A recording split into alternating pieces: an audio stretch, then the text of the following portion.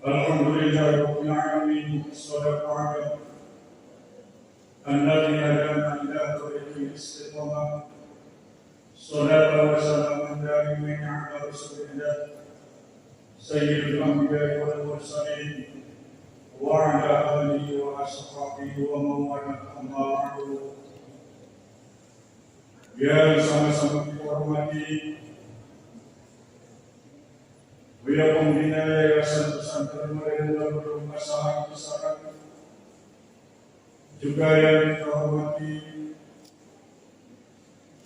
Ketua Yayasan Pesantren Maridun Darul Masalah Kisaran. Hormat yang sama kita sampaikan kepada Direktur Institut Agama Islam Darul Masalah bersama jajarannya. Hormat yang sama juga disampaikan kepada Dekan Fakultas Syariat, Fakultas Dakwah, Fakultas Tarbiyah dan seluruh jajarannya. Al-Mukarram yang kita muliakan,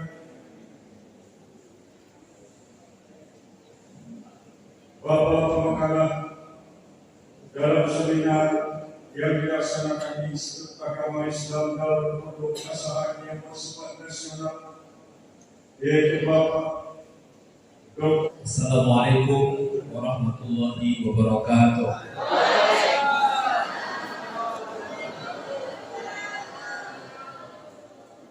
Alhamdulillah, la yuwafi ni'amahu wa yukafi mazidah. Ya Rabbana lakal hamdu kama yanbaghi li jalali wajhikal karim wa 'azimi sultanik. Asyhadu an la ilaha illallah wahdahu la syarika lahu wa asyhadu anna Muhammadan 'abduhu wa rasuluh. Allahumma shalli wa sallim wa barik ala sayyidina Muhammad wa ala alihi wa ashabihi ajma'in, amma ba'd. Yang sama-sama kita hormati, kita muliakan pembina Yayasan Pondok Pesantren Modern Darul Ulum Buya Haji Amin Sifatullah yang alhamdulillah hadir bersama kita, Ketua Umum Yayasan atau yang mewakili Ibu Rektor serta Sindikat Sakit juga para dekan, ketua jurusan, para dosen,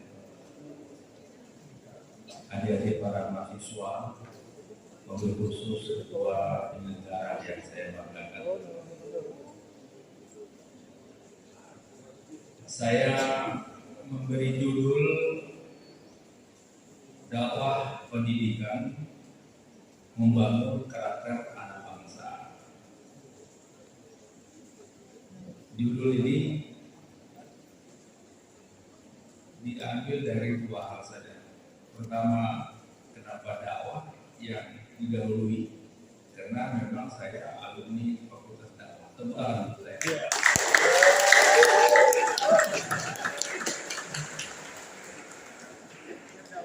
Saya mendapat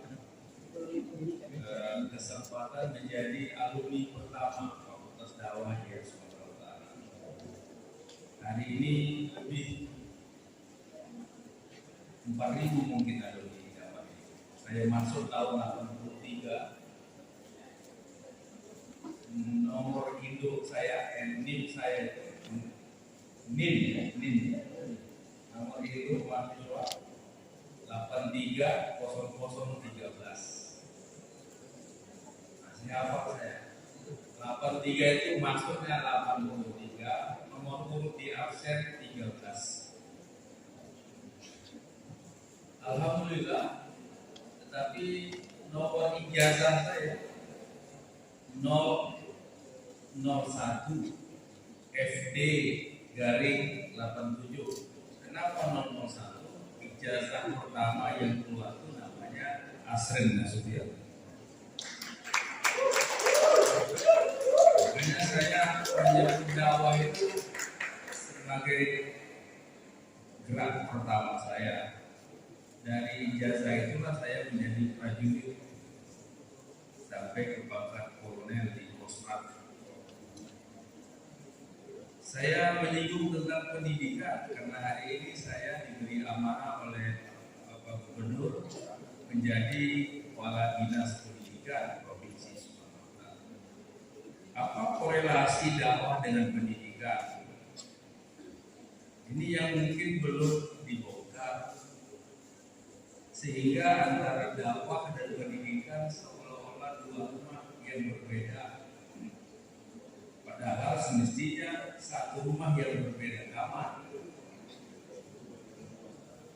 Saya bangga luar biasa mendengar di kampus ini ada fakultas dakwah. Saya bergelora darah saya ingin kembali masa muda saya kira-kira lebih kurang 30 tahun yang lalu. Tepuk tangan dulu.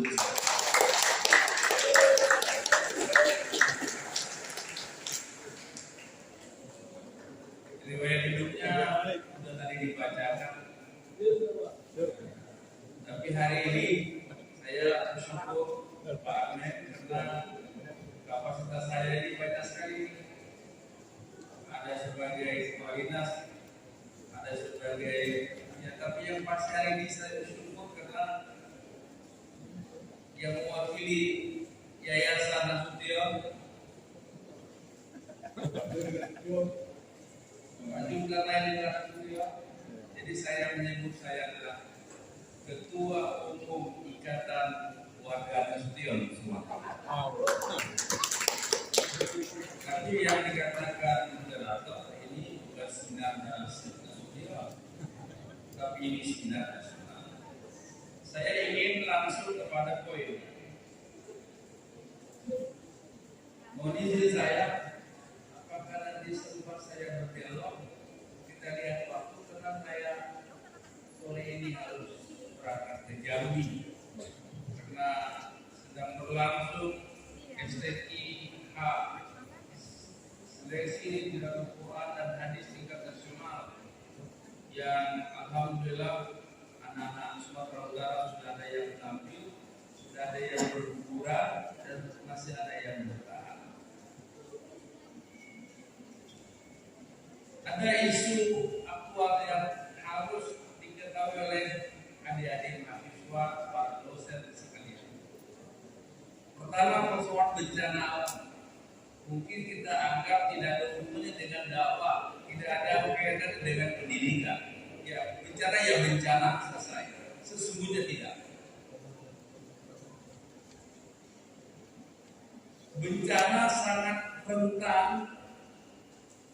terjadi terhadap pendidikan kita.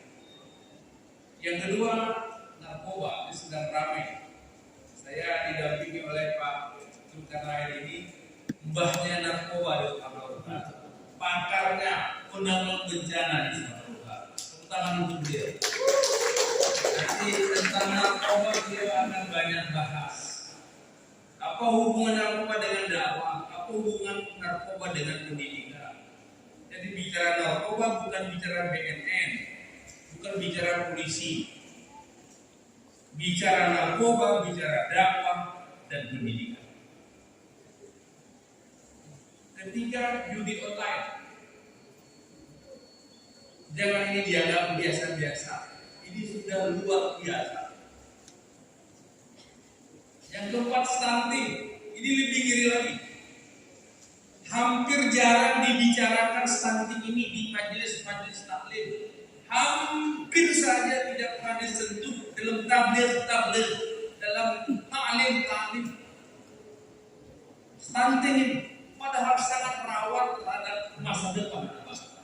Nah, terakhir, pencegahan penanganan kekerasan di satuan pendidikan juga cara kita sentuh dalam dunia dakwah. Oleh karena itu saya mengatakan bahwa 5 isu besar ini sesungguhnya menjadi ancaman, gangguan, hambatan, tantangan terhadap tercapainya tujuan pendidikan nasional. Jika yang 5 macam ini tidak kita seriusi menghadapinya, maka menjadi ancaman terhadap keberhasilan tercapainya tujuan pendidikan nasional.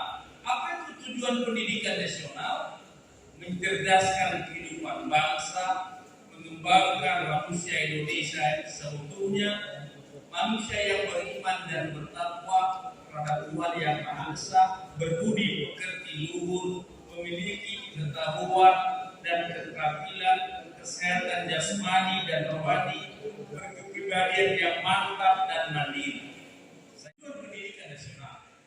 Tujuan pendidikan nasional kita fokus kepada terbentuknya anak bangsa yang beriman dan bertakwa, terbangunnya anak bangsa yang memiliki budi pekerti yang sehat jasmani, sehat rohani. Andaikan yang 5 macam poin di atas tadi kita abaikan, tidak pernah kita sentuh, tidak pernah kita pikirkan secara kolektif, secara bersama-sama, saya pesimis tujuan pendidikan itu bisa kita raih. Pada materi yang pertama itu terpeliharanya generasi penerus bangsa yang memiliki kepribadian religius, berakhlak karimah, berpikir kritis, inovatif, menguasai iptek, dan dilandasi iman dan takwa. Jadi generasi muda kita ke depan harus seperti ini. Ya, harus mempunyai kepribadian yang religius. Sekarang mari kita tanya kepada diri kita masing-masing, kita tanya kepada generasi muda kita, sejauh mana religi. Kalau dia beragama Islam, sejauh mana nilai-nilai Islam itu diimplementasikan, diamalkan dalam kehidupan sehari-hari. Berakhlak karimah, bagaimana dia di masyarakat, seperti apa yang dia lakukan. Apakah dia masih menghormati sesama, menghormati keluarganya, menghormati orang tuanya? Sekarang anak-anak pendidikan itu sendiri. Jadi harus betul-betul kita belajar. Mahasiswa silahkan mengkritik, bebas mengkritik, tapi harus ada argumentasinya. Saya kalau di dalam kelas itu semua mahasiswa bebas mengkritik saya, bebas mengkritik apa yang saya sampaikan. Dan saya selalu sampaikan, saya bukan manusia yang paripurna. Dan saya selalu mengakui kesalahan saya kalau saya tidak tahu. Dan saya selalu mengakui saya tidak tahu. Karena mungkin belum sampai bacaan saya di situ. Mari kita cari sama-sama. Nama saya Ali Gunawan dari Fakultas Tarbiyah di Pendidikan Agama Islam semester 3. Izin bertanya kepada para pemateri yang pemateri satu tadi Buya. Dari segala apa yang Buya sampaikan dengan detailnya menyampaikan isi materi tadi, di sini ada satu pokok yang saya simpan dalam memori saya izin. Pertanyaannya adalah dengan bahasa Buya, Swiss adalah penghasil coklat atau susu sapi terbaik. Tapi secara logikanya dengan bahasa Buya di negara Swiss tidak ada namanya tanaman coklat ataupun sapi. Nah, pertanyaan saya Buya, itu bagaimana bisa Swiss penghasil coklat dan sapi itu? Padahal tidak ada yang namanya sapi kata Buya itu dan tanaman coklat. Sedangkan banyak negara-negara lainnya yang mempunyai penghasilan coklat dari susu sapi tersebut. Sekian, terima kasih. Assalamualaikum warahmatullahi wabarakatuh. Waalaikumsalam. Sebelumnya perkenalkan, nama saya Miftah Rahman dari Fakultas Dakwah semester 5. Izin saya bertanya kepada pemateri yang pertama yaitu Jangan, langsung ke pemateri kedua. langsung Pak. Ya. Ya. Dunia pendidikan ini tentunya memiliki wadah yang disebut dengan, saya katakan dengan kurikulum. Jadi kurikulum pertama kita kan Pak, itu KTSP, kemudian K13 dan kurikulum merdeka. Jadi untuk kita, untuk kami kaum muda, agar terimplementasi pelajaran yang telah diberikan oleh guru. Karena sekarang ini Pak, kurikulum merdeka lebih diaktifkan dari segi administrasi. Lalu pertanyaan saya, apa poin Pak yang penting dari kurikulum kita sekarang ini untuk bisa diimplementasikan ke kami? Kemudian apa pengaruhnya dalam kurikulum ini untuk menjadi negara yang berkembang? Cukup sekian, terima kasih. Assalamualaikum warahmatullahi wabarakatuh. Kita punya bahan bakunya, tapi Swiss tidak punya bahan bakunya, tapi mampu mengolahnya karena mereka memiliki SDM yang hebat, teknologi yang modern. Contoh namanya pisang, pisang. Gimana kalau punya?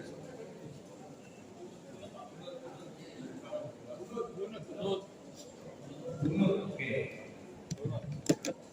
Bunur, ada nggak kebun pisang di sana? Oh, pisang, dosa itu.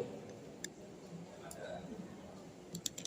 Yang datang ke bunur itu orang beli pisangnya dibayar. Kita belum sampai ke tingkat mengolahnya. Harga pisang di bunur mungkin 100 rupiah. Tapi begitu diolah, kita makan di hotel mewah, ya menjadi 1000. Jadi kita harus mengembangkan apa yang disebut dengan pendidikan vokasi. Kita tidak hanya mampu memiliki bahan baku, tapi bahan baku itu bisa kita kelola secara mandiri. Itulah ke arah sana pendidikan vokasi. SMK sekarang, SMK yang produktif. Kesana apa itu? Kita harus dulu belajar dengan pemerintah provinsi Jawa Timur. Jawa Timur itu 70 berbanding 30, 70 SMK, 30 SMA. Apa yang terjadi? Seluruh pabrik-pabrik besar yang ada di Jawa Timur mengambil tenaga kerja dari SMK yang sudah memiliki keterampilan melebihi rata-rata anak muda di sekitar. Kesana arah kita. Jadi kelemahan kita hari ini adalah aspek teknologi. Kita rata-rata masih manual. Dia sudah teknologi. Saya alhamdulillah diberikan kepercayaan oleh Bapak Menteri Dalam Negeri melalui Bapak Gubernur 2 tahun menjadi pejabat bupati Papua Barat. Papua Barat itu warna semakin banyak kopinya, itu cuci muka tuh pakai kopi. Bangun tidur apa? Cuci mukanya, kumur-kumurnya kalau kita kumur-kumurnya air apa? Air bah. Kalau di Papua Barat saya 2 tahun di sana. Begitu bangun itu sudah ada kopi di sana. Coklat luar biasa. Tapi apa yang terjadi? Sebatas kopi berkali-kali dibawa ke Jakarta, dibawa ke Medan ke Singapura, sehingga kopi yang tadinya dibeli hanya 1.500 satu gelas di Sidikala, di Papua Barat, itu terminum di hotel yang berbintang itu sudah 25.000 satu gelas. Kopinya dari mana? Dari Papua Barat. Kopinya dari mana? Dari pinggirannya. Sekarang persoalan kita, tantangan kita ini, bagaimana bahan baku itu diolah sendiri menjadi bahan jadi. Saya punya kawan, termasuk kawannya Pak Arman, di Kota Batu, ya Paris, Utama, itu baju kemeja ya. Baju kemeja ini rata-rata berapa harga baju kemeja tadi? 200 ya. Itu dibuatnya jalan utama, dibuatnya jalan Maliun, tapi nggak pakai merek ini, bukan merek, dikirim ke Singapura. Orang di Singapura tinggal memasang merek, dikirim lagi dia ke apa namanya yang di Medan.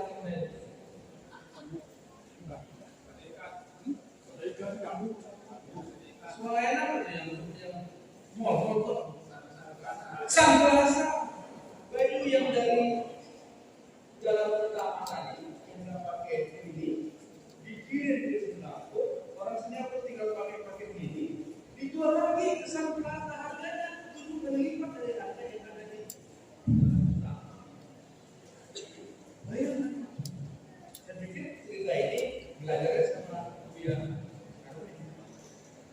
Ya, terima kasih. Kurikulum Merdeka itu pusatnya kepada mahasiswa, bukan pusatnya di dosen. Jadi mahasiswa diberikan kebebasan untuk mengaktualisasikan dirinya dan apa-apa yang dia punyai, baik dari ilmu pengetahuan dan lain sebagainya. Tetapi mahasiswa kadang-kadang salah paham, gagal paham tentang kurikulum Merdeka itu. Disangkanya udah bebas ya bebas, itu tidak. Bebas itu ada aturannya, ada aturannya. Jadi ada aturan yang harus diikuti. Jangan dulu kayak orang Jawa pertama dulu merdeka, waktu nggak merdeka, kemudian mereka naik kereta api bayar, itu udah mereka nggak bayar lagi lah, katanya. Jangan begitu. Jadi kemerdekaan itu ada aturan yang harus diikuti oleh mahasiswa. Jadi Merdeka Belajar itu fokusnya adalah kepada mahasiswa. Jadi dosen hanyalah sebagai fasilitator yang harus mengarahkan mahasiswanya seperti apa. Tapi ada aturan yang harus diikuti. Belum tentu sebuah perguruan tinggi itu bisa melakukan itu. Belum tentu, karena banyak aturan-aturan yang harus diikuti. UIN Sumatera Utara aja belum melakukan itu secara baik, karena banyak yang nggak bisa dilakukan, belum sarana prasarana dan lain sebagainya yang kita miliki. Makanya melalui rektor dan sini ada Bapak Ketua Pembina Pak Armen yang juga anggota DPRD Provinsi Sumatera Utara yang betul-betul sangat concern terhadap pendidikan kita ini. Ya kita dukung sama-sama. Kita dukung sama-sama, semoga masih tetap anggota DPR sehingga memberikan peluang sarana dan prasarana nanti kepada kita semua sehingga program Merdeka Belajar itu bisa Ibu Rektor terapkan dengan baik. Dan itu yang kita inginkan ke depan. Karena nggak bisa Merdeka Belajar itu dilaksanakan begitu saja tanpa ada sarana dan prasarana yang harus dipenuhi oleh setiap lembaga pendidikan. Saya kira itu menjadi fokus mahasiswa. Makanya mahasiswa harus berkembang, jangan diam-diam saja, berpikir, berkembang, inovatif dan lain sebagainya. Saya dulu pernah menjalankan, belum ada Merdeka Belajar, dan itu sudah diakan tapi tidak dilaksanakan. Waktu itu Mas Kiai rektornya Pak Yasir Nasution, saya bilang sama Pak. Assalamualaikum warahmatullahi wabarakatuh. Dalam seminar nasional Institut Agama Islam Darul Ulum Kabupaten Asahan dengan tema Pendidikan, Dakwah dan Pembangunan Karakter Kebangsaan. Izin Pak sebagai narasumber, kira-kira apa dengan tema itu harapan dan himbauannya? Silakan Pak. Yang pertama sekali kita mengharapkan dengan seminar nasional ini mahasiswa-mahasiswa kita yang ada di Institut Agama Islam Darul Ulum ini akan mempunyai karakter yang lebih baik, berakhlak karimah melalui metode-metode, kemudian nilai-nilai yang memang dimasukkan di dalam apakah namanya kurikulum atau non kurikulum yang ada di Institut Agama Islam ini. Kita harapkan ke depan mahasiswa kita mempunyai karakter yang baik untuk membangun bangsa yang kita cintai. Ya, izin Pak sebagai narasumber kedua, silakan Pak. Satu kalimat mungkin ya, ketika Anda kehilangan kekayaan itu adalah kehilangan kecil. Ketika Anda kehilangan kesehatan, Anda kehilangan sesuatu. Tapi jika Anda kehilangan karakter, Anda kehilangan segala-galanya. Untuk membangun, mempertahankan, meningkatkan, merawat karakter itu telah dunia dakwah dan dunia pendidikan. Apa yang diselenggarakan oleh Pondok Pesantren Darul Ulum dan Sekolah Tinggi Agama Islam dan dakwah dan pendidikan. Saya pikir pondok ini, yayasan ini, perguruan tinggi ini sangat strategis untuk membangun karakter anak bangsa. Terima kasih banyak Pak. Salam sehat dan sukses selalu Pak. Iya, salam Merdeka Belajar. Izin Pak, kita foto bersama dulu Pak.